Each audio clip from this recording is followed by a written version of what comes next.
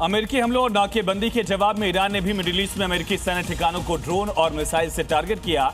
Iran ने धमकी दी कि अमेरिका को उकसाने का जवाब मिलता रहेगा। ईरान ने अमेरिका के खिलाफ ऑपरेशन अल नसर 2 के तहत खतरनाक और एडवांस मिसाइल खैबर शिकन और जुल्फिकार के साथ ही ड्रोन से भी अमेरिकी सैन्य ठिकानों को निशाना बनाया।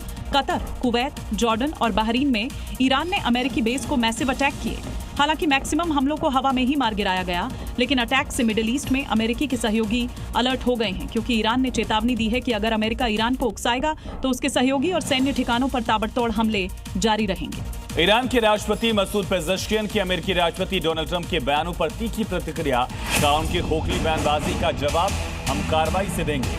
पेज़ेश्कियान ने साफ किया कि ईरान अपनी संप्रभुता और देश की एक इंच जमीन की रक्षा के लिए पूरी तरह प्रतिबद्ध है। ये ईरान के राष्ट्रपति मसूद पेज़ेश्कियान की तरफ से बड़ा बयान। डोनाल्ड ट्रंप के बयान पर तो अमेरिका ईरान जंग सिर्फ हथियारों से नहीं लड़ी जा रही है, बल्कि दोनों पक्ष एक दूसरे पर साइबर अटैक के लिए साजिशों का जाल बिछा रहे हैं और इसके लिए फोन से लेकर आसपास के इलेक्ट्रॉनिक डिवाइस और इंटरनेट का इस्तेमाल किया जा रहा है। देखिए, मिडिल ईस्ट में युद्ध के बीच एक ईरान की साइबर साजिशों का खुलासा हुआ है। खुफिया रिपोर्ट के मुताबिक ईरान ने मिडिल ईस्ट में अमेरिकी सैनिकों और सैन्य ठिकानों को ट्रैक करने के लिए मोबाइल नेटवर्क और स्मार्टफोन डेटा को हैक किया था।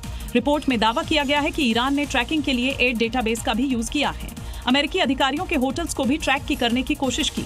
इस खुफिया रिपोर्ट के खुलासे के बाद सेंट्रल कमांड ने सिक्योरिटी बढ़ा दी है, लेकिन डेटा ट्रैकिंग की वजह से अटैक के पुख्ता सबूत से इनकार किया है। बड़ी खबर इस वक्त की आ रही है फिलीपींस के मिंडानाओ से, जहां पर 6.5 की तीव्रता के भूकंप के झटकों को महसूस किया गया। कई इलाकों में महसूस किए गए हैं भूकंप के झटके। फिलहाल किसी बड़े जान माल के नुकसान की खबरें नहीं मिल रही हैं, लेकिन 6.5 के भूकंप के झटकों को फिलीपींस के मिंडानाओ में महसूस किया गया है। अमेरिका के टेक्सास में लगातार तूफान के चलते भारी बरसात हो रही है और इससे कई इलाकों में बाढ़ जैसे हालात हैं, जबकि आने वाले दिनों में 1 फुट बरसात की संभावना दर्ज हो रही है। भारी बारिश और बाढ़ को देखते हुए टेक्सास के गवर्नर ने 59 काउंटी में इमरजेंसी का ऐलान किया है, क्योंकि टेक्सास में सड़कों पर सैलाब बह रहा है। गाड़ियों को जलजमाव के बीच सफर करना पड़ रहा है, जिससे हादसों का खतरा बढ़ता जा रहा है। नेशनल वेदर सर्विस ने टेक्सास के कुछ हिस्सों में बहुत ज्यादा बारिश के लिए हाई रिस्क का अलर्ट जारी कर दिया, क्योंकि लगातार बारिश से फ्लैश फ्लड का खतरा और बढ़ गया है, जिसको देखते हुए लोगों से पानी में गाड़ी ना चलाने और जरूरी होने पर ही घर से निकलने की अपील की जा रही है।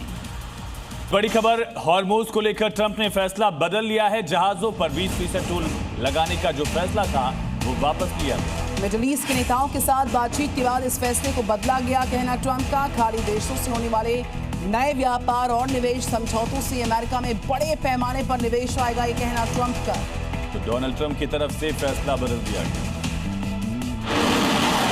अमेरिका ने हॉर्मुज को फ्री करने के लिए एक बार फिर से ईरान की नाकेबंदी शुरू कर दी है,